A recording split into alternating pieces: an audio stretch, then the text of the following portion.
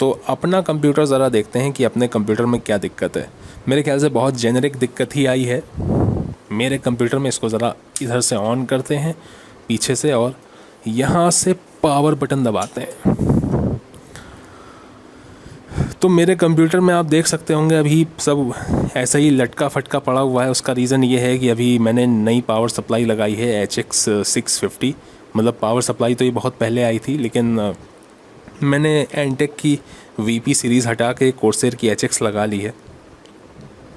ठीक है, तो कुछ देर वेट करते हैं। कभी कभी देर में भी आता है, मतलब देर में भी डिस्प्ले आती है। हम 10 सेकंड का इंतज़ार कर लेते हैं। 10 सेकंड ज़्यादा हो जाएगा क्या? ज़रा ये नम लॉक वाला बटन दबा के देखते हैं। ठीक है, नम लॉक वाला बटन अगर हम दबाएं तो ये N वाली लाइट जो है ये जलनी चाहिए, जलनी बुझनी चाहिए, है ना। तो ये चीज़ होनी चाहिए।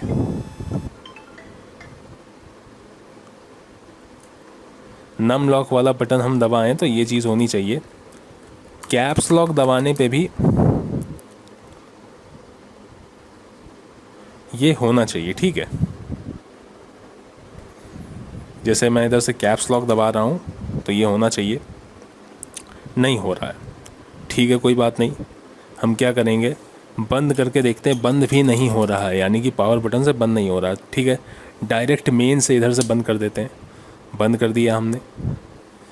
सबसे बेसिक काम करेंगे, रैम निकालेंगे। रैम निकालेंगे, ये रैम हमने निकाल ली।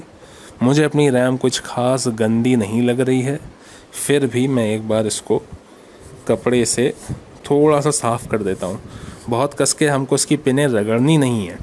आपको याद होगा बचपन में हम क्या करते थे, कपड़े से अपने पेन को रगड़ते थे स्कूल के टाइम में, और जो कागज़ के छोटे छोटे तिनके होते थे वो उसकी तरफ खींचते थे, अट्रैक्ट होने लगते थे, क्योंकि स्टैटिक चार्ज उसमें इकट्ठा हो जाता था।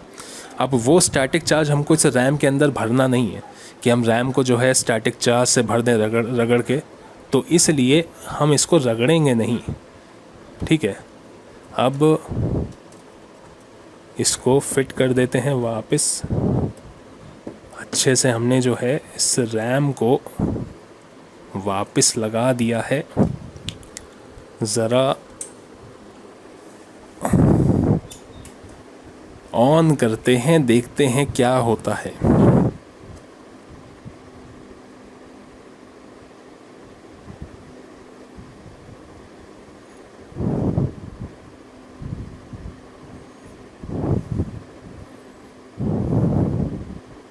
डिस्प्ले हमारी आ गई है।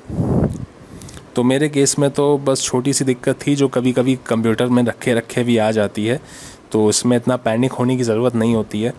काफ़ी बार क्या होता है ना कि अगर आप कोई नया कंप्यूटर ख़रीद रहे हैं तो उसमें भी ये दिक्कत आ जाती है। होता ये है कि मान लीजिए आपने बना बनाया कंप्यूटर ख़रीदा, अब वो कहीं से ट्रांसपोर्ट हो रहा है और रास्ते में स्पीड ब्रेकर हैं, गड्ढे हैं, दुनिया भर की चीज़ें हैं, तो रैम अपनी पोजीशन से हट जाती है, जो झटके वगैरह लगते हैं उस वजह से।